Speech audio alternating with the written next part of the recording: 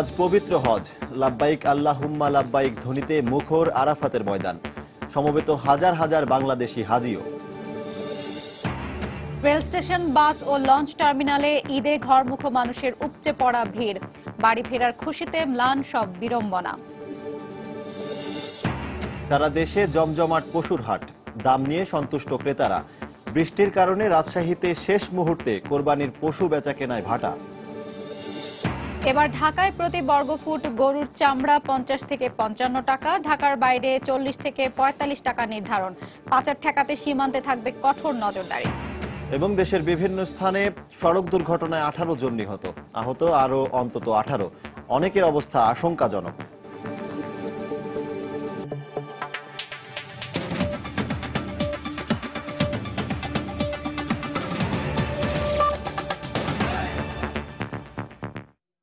বাংলা সময়ের সঙ্গে আছি আমি হাফসাতুন্নেসা এবং আমি সজল দাস।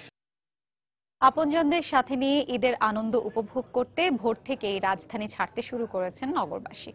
রেল স্টেশন, বাস ও লঞ্চ টার্মিনালে দেখা যায় জনস্রোত। নির্ধারিত সময়ের মধ্যে বেশিরভাগ ট্রেন ছেড়ে যাওয়ায় যাত্রীদের মধ্যে ছিল স্বস্তি। অন্যদিকে বৃষ্টির কারণে কিছুটা দেরিতে ছাড়ে বেশ কয়েকটি লঞ্চ। ঈদ মানে খুশি, আর এ খুশি তখনই অনুভূত হয় যখন প্রিয়জন থাকে পাশে। তাই তো প্রিয়জনের সাথে ঈদ করতে চিরচেনা কর্মব্যস্ত নগরী ছেড়ে সবাই ছুটছেন প্রিয়জনের সান্নিধ্যে। বুধবার শেষ কর্মদিবস হওয়ায় সকাল থেকেই কমলাপুর রেল স্টেশনে হাজারো ঘরমুখো যাত্রীর ভিড়। গাদাগাদি করে উঠছেন ট্রেনে, অনেকে জায়গা না পেয়ে দাঁড়িয়েই যাবেন পুরোটা পথ, তবুও যেতেই হবে। সিট পাই না, এই যে যাচ্ছি দেখেন কি অবস্থা, কষ্ট। এখন ভিতরে সিট তো দূরে থাকতে দাঁড়ানোর জায়গাও নাই ভিতরে। একদিন আগে এসে লাইনে দাঁড়িয়ে পরের দিন সকালে টিকিট করছি, এত কষ্ট করে টিকিট করছি। বাড়িতে যাওয়ার আনন্দে, মা বাবার সঙ্গে ঈদ কাটাবো, বাড়ি যাবো এই আনন্দেই হয়তো আমরা কষ্ট করে যাওয়া শুরু করছি। কষ্ট হলে বাড়িতে যাচ্ছি, সবাই একসাথে ঈদ করবো, এটাই সবচেয়ে আনন্দ। এদিকে বাস টার্মিনালগুলোতেও একই অবস্থা থাকলেও টিকিটের দাম বেশি ও পর্যাপ্ত বাস না পাওয়ার অভিযোগ করেছেন যাত্রীরা।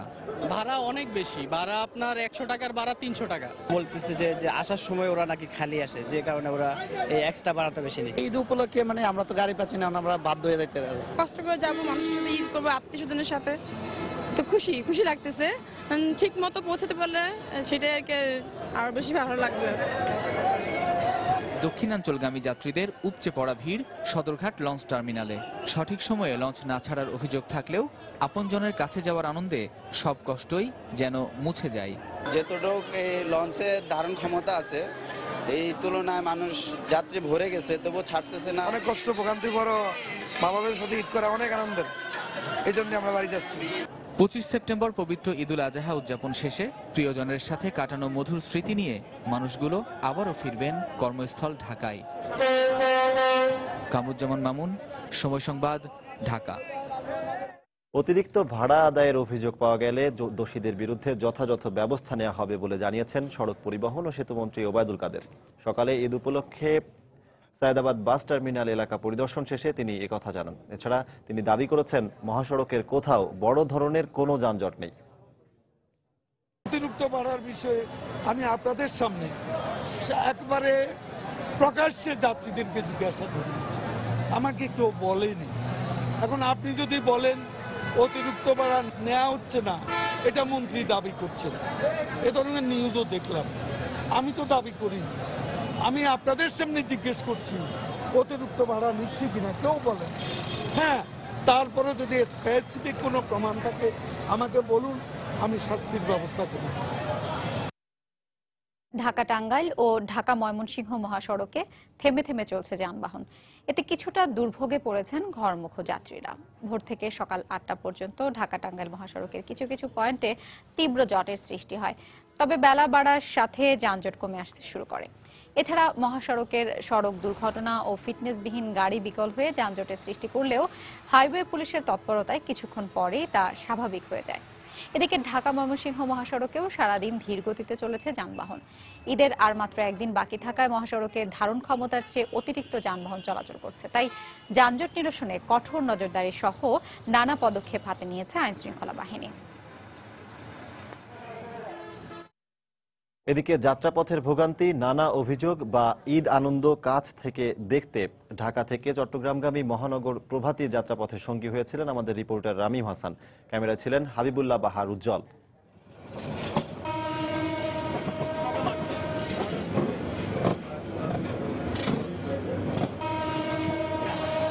সকাল ৮টা, ট্রেনের গন্তব্য বন্দরনগরী চট্টগ্রাম, আর ঘরমুখ মানুষের ঈদ যাত্রার সঙ্গী আমরা।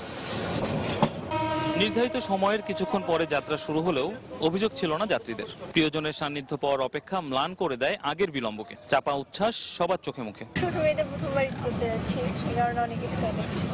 ঈদুল আজহার সময় রাস্তায় প্রচন্ড যানজট হয়, বিশেষ করে গরুর বাজারের জন্য। এই জন্য আমরা ট্রেনকে বেছে নিই, কারণ ট্রেনে সাধারণত যানজটটা হয় না বা একটু ডিলে হলেও এটা সহনীয় পর্যায়ে থাকে। কিছুক্ষণের মধ্যেই রাজধানীর ইট পাথরকে পেছনে ফেলে সবুজের সমারোহ ভেঙে ছুটে চলে ট্রেন। কিন্তু এরপরই যাত্রীদের উপলব্ধিতে আসে ট্রেনের অতিরিক্ত ধীরগতি। যাত্রার শুরুটা সুন্দর মতো হলেও কিন্তু আমরা দেখতে পাচ্ছি যে ইতোমধ্যে স্টেশন ছাড়াও 3টি জায়গাতে ট্রেন থেমেছে এবং সেটির কারণ কিন্তু আমরা এখনো পর্যন্ত জানতে পারিনি। আর সবচেয়ে বড় সমস্যা যেটি হচ্ছে সেটা হচ্ছে ট্রেনের ধীরগতি, এবং এই অভিযোগটি কিন্তু এখানে যারা যাত্রীরা রয়েছেন তারা করছেন। সঠিক সময় যে গন্তব্যস্থলে পৌঁছা সম্ভব নয়, কারণ ট্রেনটা কিন্তু খুব স্লো গতিতে চলছে, ধীর গতিতেই চলছে ট্রেনের গতি, যার ফলে আমার মনে হচ্ছে যে নির্ধারিত যে সময়টুকু কভার করতে পারবে না। কমলাপুর থেকে ছেড়ে আসার প্রায় 3.5 ঘন্টা পর জানা গেল সামনে ভৈরব বাজার স্টেশন। পৌঁছানোর কথা আরো 2 ঘন্টা আগে। আর এতেই কিছুটা বোঝা গেল ঈদের সময় ট্রেনের শিডিউল বিপর্যয়ের কারণ। রামিম হাসান, সময় সংবাদ, ভৈরব। বন্দরনগরী চট্টগ্রাম ছাড়ছেন ঈদে ঘরমুখ মানুষ। যাত্রীদের নিরাপত্তায় স্টেশন এলাকায় মোতায়েন রয়েছে অতিরিক্ত পুলিশ। অন্য দিনের তুলনায় আজ স্টেশন ছেড়ে যাওয়া প্রতিটি ট্রেনেই দেখা গেছে যাত্রীদের উপচে পড়া ভিড়। সবার চোখে মুখেই ছিল স্বজনদের সাথে ঈদ উদযাপনের উচ্ছ্বাস। কষ্ট হওয়ার পরে কিন্তু এনজয় ফিল করতেছে আর কি, কারণ হচ্ছে যে অনেকদিন পরে গ্রামে যাচ্ছি, সবার সাথে ঈদ করব। আমি দাদু বাড়িতে যাচ্ছি ঈদ করতে, আমার আম্মু আব্বু যাচ্ছে। সবার সাথে আনন্দ করবো, ঈদ করবো, এটাই তো বড়, আর তো কিছু দরকার নেই। কালোবাজারি ধরার জন্য বিশেষ অভিযান পরিচালনা করিতেছি। তাছাড়া এই যে প্রত্যেকটি ট্রেনের টিজি পার্টির বিপরীতে অতিরিক্ত পুলিশ মোতায়েন করা হয়েছে, যাতে কোনো অপ্রীতিকর ঘটনা না ঘটে এবং কোনো যাত্রীরা যাতে প্রতারিত না হয়। বৈরী আবহাওয়া উপেক্ষা করে গ্রামের পানে ছুটছেন দক্ষিণ জনপদের ঘরমুখী মানুষ। নৌপথের যাত্রীদের এই যাত্রায় ঢাকা থেকে চাঁদপুরগামী লঞ্চে সহযাত্রী হয়েছিল সময় সংবাদ। নৌযাত্রার বিভিন্ন দিক সম্পর্কে জানাচ্ছেন আমাদের রিপোর্টার দেবাশিস রায়। ক্যামেরায় ছিলেন আশরাফুল ইসলাম। ভোরের আলো ফুটতেই ঘরমুখ যাত্রীদের চাপ সদরঘাটে। নির্ধারিত সময়ে ঘাট ছেড়ে যাচ্ছে একের পর এক লঞ্চ। নদী যেমন সাগরে মিলিত হয়ে পূর্ণতা পায়, ঠিক তেমনি ঈদের আনন্দে পূর্ণতা আনতে পল্লীগৃহে ফেলে আসা স্বজনদের কাছে ছুটছেন হাজারো নগরবাসী। আর সে যাত্রায় চাঁদপুরগামী এই লঞ্চটিতে সহযাত্রী হয়েছি আমরা সময় সংবাদ। ক্যাবিন থেকে বারান্দা, ডেক থেকে রেলিং, সবখানেই ছড়িয়ে ছিটিয়ে যে যার মতো বসেছে বাড়ির পানে যেতে। গতানুগতিক অভিযোগগুলোও যেন মিলিয়ে গেছে বাড়ি ফেরার উচ্ছ্বাসে। দেশে যাইতেছে, অনেক ভালো লাগতেছে বাবুর নিয়ে। সারা বছর সময় পাই না, এই ঈদে আমার বাড়িতে সময় পাই, সবার সাথে ঈদ করবো আনন্দ খুশিতে। আমার খুব ভালো লাগছে যে আমি এবার ঈদে যাব, নানুর বাড়িতে যাব, দাদুর বাড়িতে যাব। তবে এবারের ঈদে নৌপথে অন্যান্য বারের চেয়ে ঝক্কি ঝামেলা খানিকটা হলেও কমেছে বলে দাবি ঘরমুখ জনতার। গত ঈদে গ্যাদারিং ছিল বেশি, কিন্তু এখন স্বাচ্ছন্দ্য অনুভব করতেছি মোটামুটি ভালো ঈদ। লঞ্চটা খুব টাইম মতোই ছেড়েছে, বা ভিড়ভাড়টা খুব একটা কম আছে, একটা শান্তি শৃঙ্খলা আছে। তারা বলছেন অতিরিক্ত নৌযান সংযোজন আর সুষ্ঠু তদারকিতে শান্তি মিলছে যাত্রাপথে। জীবন আর জীবিকার তাগিদে মানুষ শহরবাসী হলেও মূলত এসব মানুষের শেকড় গাঁথা আছে আবহমান বাংলার গ্রামীণ জনপদে। সময় মতো নির্বিঘ্নে আর নিরাপদেই লঞ্চ ভিড়ল ঘাটে, শেষ হলো ঈদ যাত্রা। তবে সংশ্লিষ্ট কর্তৃপক্ষের ব্যবস্থাপনায় সন্তুষ্ট জানিয়ে যাত্রীরা বলছেন পুরো ঈদের সময়টা জুড়েই জারি রাখা হোক এমন সুব্যবস্থা। দেবাশিস রায়, সময় সংবাদ, চাঁদপুর। প্রিয়জনদের সঙ্গে ঈদের আনন্দ ভাগাভাগি করতে রাজধানী ঢাকা থেকে কাওড়াকান্দি, শিমুলিয়া ও পাটুরিয়া দৌলতদিয়া নৌরুটে পারাপার হচ্ছেন হাজার হাজার মানুষ। সকাল থেকেই ঘরমুখো যাত্রীদের স্রোত দেখা গেছে মাদারীপুরের কাওড়াকান্দি ঘাটে। তবে লঞ্চ, স্পিডবোট ও ফেরিতে পার হয়ে আসা যাত্রীদেরকে ঘাট এলাকা থেকে প্রায় 2 কিলোমিটার পথ পায়ে হেঁটে নির্দিষ্ট গন্তব্যের যানবাহনে উঠতে হচ্ছে। এদিকে যাত্রীদের হয়রানি বন্ধে জেলা প্রশাসনের পক্ষ থেকে একাধিক ভ্রাম্যমাণ আদালত পরিচালনা করা হচ্ছে।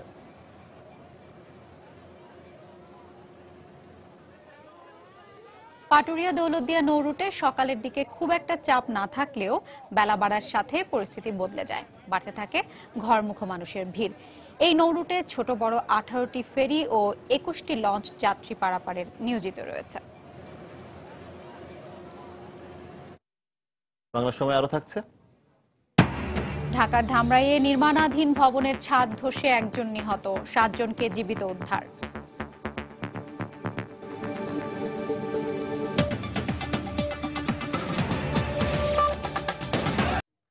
আজ পবিত্র হজ। হজের মূল আনুষ্ঠানিকতার অংশ হিসেবে ফজরের নামাজের পর মিনা থেকে রওনা হয়ে আরাফাতের ময়দানে সমবেত হয়েছেন লাখ লাখ হাজি। তাদের কণ্ঠে উচ্চারিত হচ্ছে লাব্বাইক আল্লাহুম্মা লাব্বাইক। বাংলাদেশি হাজিদের সার্বক্ষণিক সেবা নিশ্চিত করতে সব ধরনের পদক্ষেপ নিয়েছে বাংলাদেশ হজ মিশন। বিস্তীর্ণ আরাফাত প্রান্তর। ফজরের নামাজের পর মিনা থেকে রওনা হয়ে হজ পালনের উদ্দেশ্যে এই প্রান্তরে সমবেত হয়েছেন বাংলাদেশ সহ 1.5 শতাধিক দেশের 22 লাখেরও বেশি ধর্মপ্রাণ মুসলমান। কানায় কানায় পরিপূর্ণ এই ময়দানে মুসল্লিদের কণ্ঠে ধ্বনিত হচ্ছে শুধু একটি আওয়াজ, লাব্বাইক আল্লাহুম্মা লাব্বাইক। আরাফাতের এই ময়দানে নবী আদম ও হাওয়া একত্রিত হয়ে আল্লাহর নিকট তওবা করে ক্ষমা চেয়েছিলেন। সেখানেই আজ গুনাহ মাফের আশায় সমবেত হয়েছেন বিশ্বের বিভিন্ন প্রান্ত থেকে আসা মুসল্লিরা। দুপুর 12টা থেকে শুরু করে সূর্য ডুবে যাওয়া পর্যন্ত এখানে থাকেন তারা।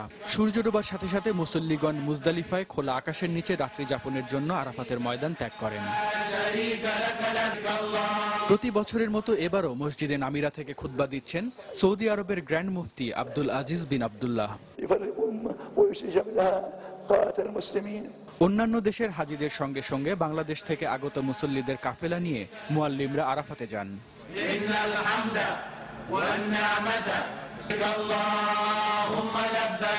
হজ পালনে এই পর্যন্ত সৌদি আরবে আসা 41 বাংলাদেশি মারা গেছেন। হাজিদের মধ্যে কয়েকজন বয়স্ক আছেন যারা অসুস্থ।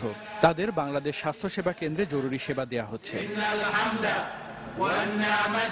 আরাফাতের ময়দানে হেলিকপ্টারের মাধ্যমে সকাল থেকে শুরু হয়েছে সার্বক্ষণিক পর্যবেক্ষণ। হাজিদের অবস্থান সম্পর্কে সম্পূর্ণ সতর্ক রয়েছে সৌদি আরবের প্রশাসন। আদনান আহমেদ, সময় সংবাদ। কোরবানির ঈদ উপলক্ষে ঢাকায় প্রতি বর্গফুট লবণযুক্ত গরুর চামড়ার দাম 50 থেকে 55 টাকা এবং ঢাকার বাইরে প্রতি বর্গফুট গরুর চামড়া 40 থেকে 45 টাকা নির্ধারণ করা হয়েছে। সকালে রাজধানীর ধানমন্ডিতে ট্যানারি মালিকদের 2 সংগঠন বাংলাদেশ ট্যানার্স অ্যাসোসিয়েশন এবং BFLLFEA এর এক যৌথ সংবাদ সম্মেলনে নির্ধারিত মূল্যের কথা জানানো হয়। এছাড়া সারা দেশে প্রতি বর্গফুট মহিষের চামড়া 35 টাকা, লবণযুক্ত খাসির চামড়া প্রতি বর্গফুট 20 থেকে 22 টাকা ও বকরির চামড়ার দাম প্রতি বর্গফুট 15 থেকে 17 টাকা নির্ধারণ করা হয়েছে। এদিকে এবার গতবারের চেয়ে চামড়ার দাম 35 থেকে 40% কম নির্ধারণ করা হয়েছে। গতবার প্রতি বর্গফুট গরু চামড়ার দাম নির্ধারণ করা হয়েছিল 70 থেকে 75 টাকা করে। ঢাকায় লবণযুক্ত গরুর চামড়ার দাম প্রতি বর্গফুট 50 থেকে 55 টাকা। ঢাকার বাহিরের লবণযুক্ত গরুর চামড়ার দাম প্রতি বর্গফুট 40 থেকে 45 টাকা। খাসির লবণযুক্ত চামড়ার দাম সর্বোচ্চ প্রতি বর্গফুট 20 থেকে 22 টাকা। বকরির লবণযুক্ত চামড়ার দাম সর্বোচ্চ প্রতি বর্গফুট 15 থেকে 17 টাকা। বৈশ্বিক অর্থনৈতিক মন্দা চলছে, বিশেষত ইউরো যে দরপতন হয়েছে সেটা প্রায় 30% ডিভ্যালুয়েশন হওয়ার কারণে আমাদের চামড়া শিল্পের কঠিন একটা সময় অতিবাহিত হচ্ছে। শেষ মুহূর্তে বৃষ্টির কারণে রাজশাহীতে কোরবানির পশু বেচাকেনায় ভাটা পড়েছে। গরু ব্যবসায়ীরা বলছেন আমদানি বেশি হলেও হাটে ক্রেতার সংখ্যা কম। তাই শেষ সময়ে গরু বিক্রি করে পুঁজি হারানোর ভয়ে আছেন অনেক ব্যবসায়ী। তবে হাট ঘুরে এখনও যেসব ক্রেতা পশু কিনতে পারছেন না তারা বলছেন বাড়তি দামের কথা। হাবিবুর রহমান পাপ্পুর ছবিতে বিস্তারিত জানাচ্ছেন সাইফুর রহমান রকি। রাজশাহীতে কোরবানির পশুর হাট রয়েছে 25টি। এগুলোর মধ্যে সবচেয়ে বড় হাট সিটি হাট। সপ্তাহখানিক ধরে হাটটিতে প্রতিদিন গড়ে 2 থেকে 3 হাজার এবং রবি ও বুধবার হাটের দুদিন প্রায় 10 থেকে 15 হাজার দেশি ও ভারতীয় গরু উঠছে। তবে 3 দিনের টানা বৃষ্টির কারণে একদিকে যেমন হাটে ক্রেতা সমাগম কম, তেমনি শেষ মুহূর্তে গরু বিক্রি করে লোকসান গুনতে হচ্ছে বলে দাবি ব্যবসায়ীদের। দাম তো কম, বেচা কেনা হচ্ছে না।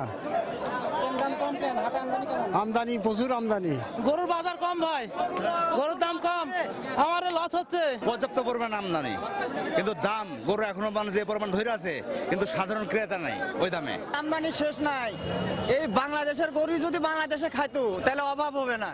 ভারতের গরু তো দূরের থাক, বাংলাদেশের গরু দিয়ে বাংলাদেশ চলে যাবে আর কি। এদিকে ক্রেতারা বলছেন এখনো চড়া দামে বিক্রি হচ্ছে কোরবানির পশু।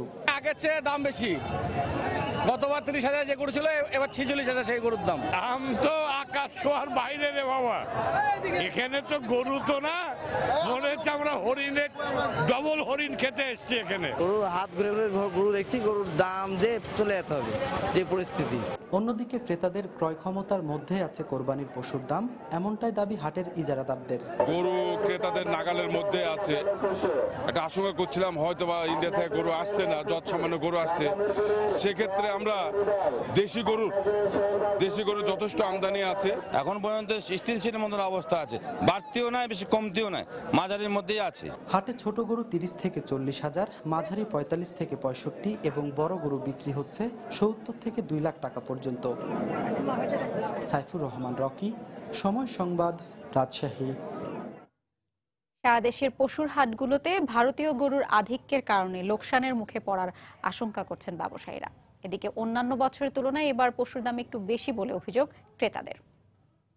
গরু আছে, কাস্টমার আছে, কিন্তু দাম যে পরিমাণ পাওয়ার কথা আমরা যে হিসাবে গরু আনছি ওই হিসাবে পাইতেছি না। কাস্টমার কম বলাইতেছে, আমরা কিনা বেশি আর কি, তো আমরা বিক্রি করতে পারতেছি না। আপনার গরু দেখা যাচ্ছে কি যেটা 70,000 টাকা বিক্রি করবে, দাম দিচ্ছে 1,80,000 টাকা।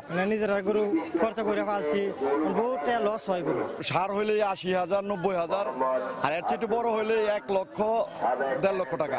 আমরা যেভাবে কেনার টার্গেট করতেছি, টার্গেটে আমাদের মিলতেছে না। এখন বেশি আমাদের লভ্যাংশ হচ্ছে না, আমরা বেচাকেনা লস খেয়ে যাচ্ছি। অতিরিক্ত দাম দিয়ে কিনছি, কেনার পরে খোল বসেছে দাম, সরকার তো কোনো দামই কমায়নি, আমাদের এখন চালানি বাঁচতেছে না। গরু বাজার আমদানি হয়েছে কিন্তু দাম মেলা বেশি হাঁকায় বসে রয়েছে, কিন্তু ব্যাপারীরা ছাড়তেছে না। প্রচুর আমদানি, এখন গরু বেশ পকি করে, তাই তো চিন্তা ভাবনা। একটা দাম চাচ্ছে 1,30,20, অত দাম বলতে না 60-65 করে দাম বলতে। গরু বিক্রি করতে পারতেছি না, গরু যে দাম চাচ্ছি তার অর্ধেক দাম বলতেছে। আমরা ঘুরতেছি, দেখি কিছু গরুর দাম নেই, চলে থাকে, তাহলে গরু খরিদ করবো। ভারত থেকে গরু আমদানি বন্ধ, তো সেই সুযোগটা তারা নিতে চাচ্ছে। প্রত্যেকটা গরুতে 15-20 হাজার টাকা তারা বৃদ্ধি করে চাচ্ছে। এখন মোটামুটি একটু বাইরে গেছে দাম, যেহেতু যশোর থেকে গরু আনা হয়েছে এবং দেশি গরু এই বাজারে কম। এদিকে বৈরী আবহাওয়ার কারণে একটু দেরিতে হলেও জমে উঠেছে বরিশালের পশুর হাটগুলো। এই মুহূর্তে বরিশালের রূপাতলী পশুর হাটে আছেন ফিরদাউস সোহাগ, তার কাছ থেকে জানবো সেখানকার খবর। সোহাগ। রূপাতলী এলাকার গরুর হাটে সত্যি বলতে কি বরিশালে কিন্তু একদিন বাকি থাকলেও এখানে কিন্তু গরুর হাট জমে ওঠেনি। জমে ওঠা বলতে যে জিনিসটি বোঝা যায় এখানে আমরা সেটা দেখতে পাইনি। বিকেল থেকে আমি এখানে অবস্থান করছি, কিন্তু এখানে যেটা দেখেছি যে যারা ক্রেতা তারা এখানে এসছেন, হাঁটছেন, ঘুরছেন, দেখছেন, কিন্তু কিনতে পারছেন না। জিজ্ঞাসা করেছিলাম কয়েকজন ক্রেতার কাছে, তারা যেটা বললেন যে আসলে গরুর দাম এখানে এতটাই বেশি যে তাদের পক্ষে কেনাটা কিন্তু সম্ভব হচ্ছে না।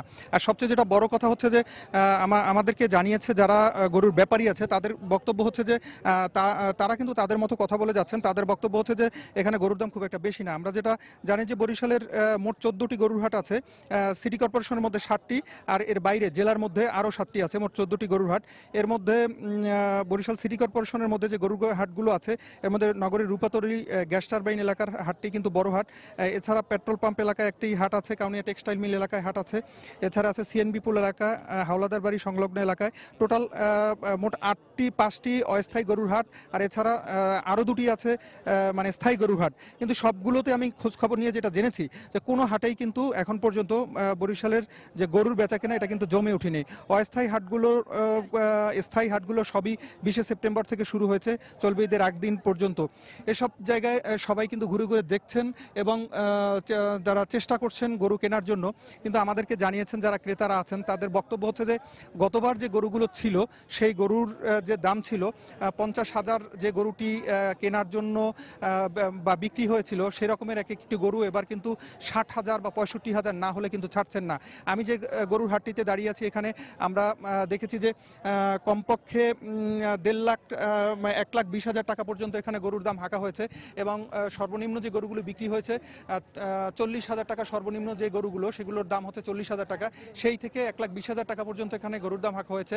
তো এই গরুগুলো কিন্তু আসলে প্রত্যেকটিরই কিন্তু দাম বাড়তি চাওয়া হচ্ছে, এমনটাই আমাদেরকে জানিয়েছিলেন এখানে যারা কিনতে এসেছেন।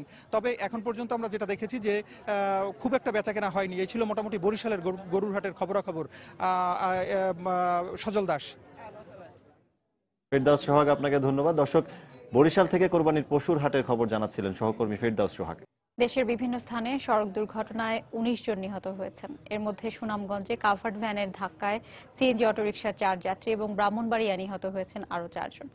এছাড়া এসব ঘটনায় আহত হয়েছেন অন্তত আরও 18 জন। ব্যুরো প্রতিবেদক ও জেলা প্রতিনিধিদের পাঠানো তথ্য ও ছবি নিয়ে ডেস্ক রিপোর্ট।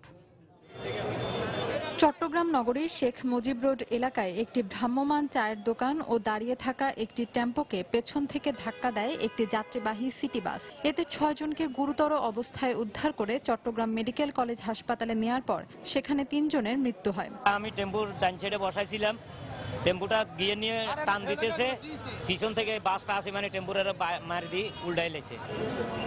ঢাকা টাঙ্গাইল মহাসড়কের কান্দিলায় উত্তরবঙ্গগামী একটি যাত্রীবাহী বাসের সঙ্গে বিপরীত দিক থেকে আসা একটি লেগুনার সংঘর্ষ হয়। এতে ঘটনাস্থলে 2 জন মারা যান। এ ঘটনায় আহত হন আরও 5 জন। আহতদেরকে উদ্ধার করে টাঙ্গাইল মেডিকেল কলেজ হাসপাতালে ভর্তি করা হয়। ব্রাহ্মণবাড়িয়ায় ঢাকা সিলেট মহাসড়কের ইসলামাবাদে এনা পরিবহনের একটি যাত্রীবাহী বাসের চাপায় নিহত হয়েছেন 4 পথচারী। এই ঘটনায় আহত হয়েছেন আরও 10 জন। এদিকে নিহতদের প্রত্যেকের পরিবারকে 10,000 টাকা করে অনুদানের ঘোষণা দিয়েছে সরাইল উপজেলা প্রশাসন। হঠাৎ করে গাড়িটা মানে প্রচন্ড বেগে ব্রেক করলো, প্রচন্ড চাপে ব্রেক করলো, তারপর আমরা হুড়মুড় করে সবাই ছিঁড়ে ধরলাম। তো মানে বুঝতে পারছি যে সামনে কোনো যাত্রী বাঁচানোর জন্য গাড়িটা অ্যাক্সিডেন্ট নিচ্ছে। ওভারটেক করতে গিয়ে গাড়িটা পড়ছে, আর গাড়িটা মানে ডাইনে কাটছে, বামে কাটতে সেটা ডাইনে কাটছে, গাড়িটা উল্টো পড়েছে এদিকে। সুনামগঞ্জের ছাতকে একটি কাভার্ড ভ্যানের সঙ্গে একটি সিএনজি অটোরিকশার সংঘর্ষে নিহত হয়েছেন 4 জন। পরে খবর পেয়ে ঘটনাস্থল থেকে নিহতের লাশ উদ্ধার করে ফায়ার সার্ভিস। এছাড়া সড়ক দুর্ঘটনায় জামালপুরে 2 জন, পটুয়াখালীতে 1 জন, মাদারীপুরে 1 জন ও গাজীপুরে 1 জন মারা যান। ফাহমিদা মৌটুসী, সময় সংবাদ।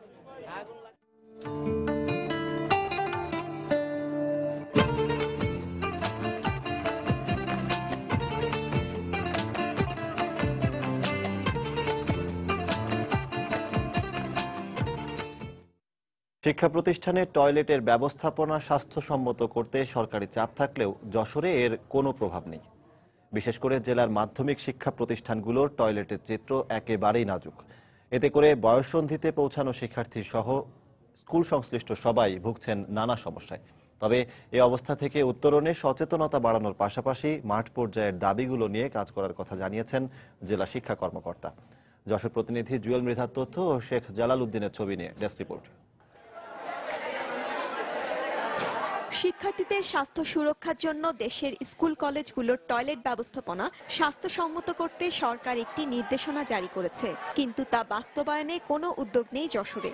শিক্ষা অফিসের তথ্য মতে জেলার মাধ্যমিক পর্যায়ের 846টি প্রতিষ্ঠানের মধ্যে 102টি প্রতিষ্ঠানে নেই কোনো টয়লেট, আর বাকিগুলোতে টয়লেট থাকলেও তা প্রয়োজনের তুলনায় কম এবং অপরিচ্ছন্ন, যে কারণে প্রয়োজন হলেও এসব টয়লেট ব্যবহার করতে চায় না শিক্ষার্থীরা। বিশেষ করে মেয়ে শিক্ষার্থীরা নিরুপায় হয়ে অনেক সময় ছুটি নিয়ে বাড়িতে চলে যায়।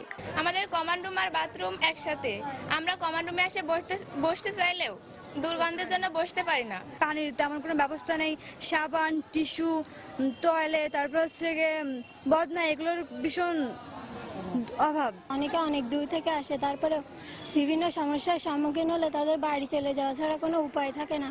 এই সমস্যায় শুধু শিক্ষার্থীরা না, শিক্ষকরাও ভুগছেন। এই উপজেলার ম্যাক্সিমাম স্কুলগুলোই আছে এরকম অবস্থা।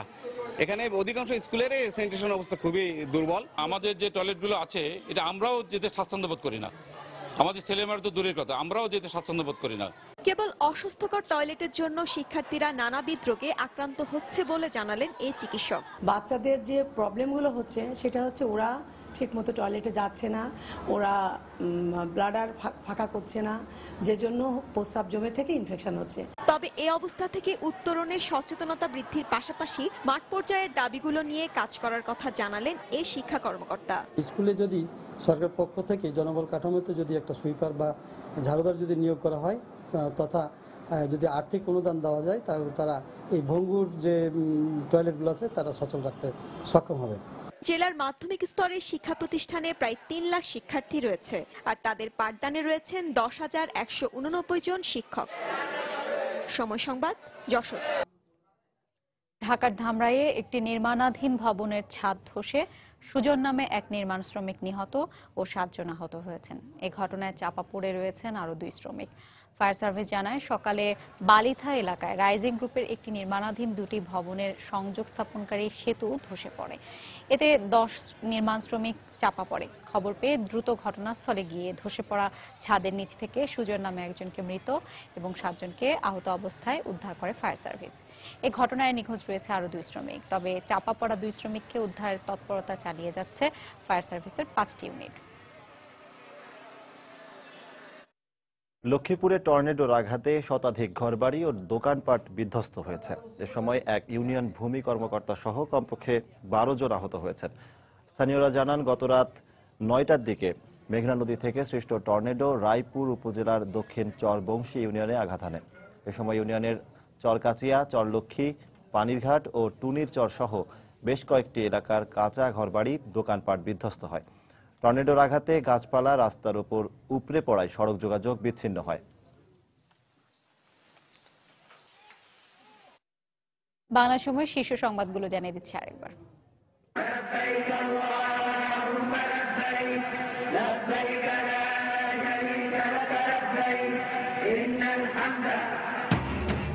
আজ পবিত্র হজ, লাব্বাইক আল্লাহুম্মা লাব্বাইক ধ্বনিতে মুখর আরাফাতের ময়দান। সমবেত হাজার হাজার বাংলাদেশি হাজিও। রেল স্টেশন, বাস ও লঞ্চ টার্মিনালে ঈদে ঘরমুখ মানুষের উপচে পড়া ভিড়। বাড়ি ফেরার খুশিতে ম্লান সব বিড়ম্বনা। সারা দেশে জমজমাট পশুর হাট, দাম নিয়ে সন্তুষ্ট ক্রেতারা। বৃষ্টির কারণে রাজশাহীতে শেষ মুহূর্তে কোরবানির পশু বেচা কেনায় ভাটা। এবার ঢাকায় প্রতি বর্গফুট গরুর চামড়া ৫০ থেকে ৫৫ টাকা, ঢাকার বাইরে ৪০ থেকে ৪৫ টাকা নির্ধারণ। পাচার ঠেকাতে সীমান্তে থাকবে কঠোর নজরদারি। এবং দেশের বিভিন্ন স্থানে সড়ক দুর্ঘটনায় ১৯ জন নিহত, আহত অন্তত ১৮। অনেকের অবস্থা আশঙ্কাজনক।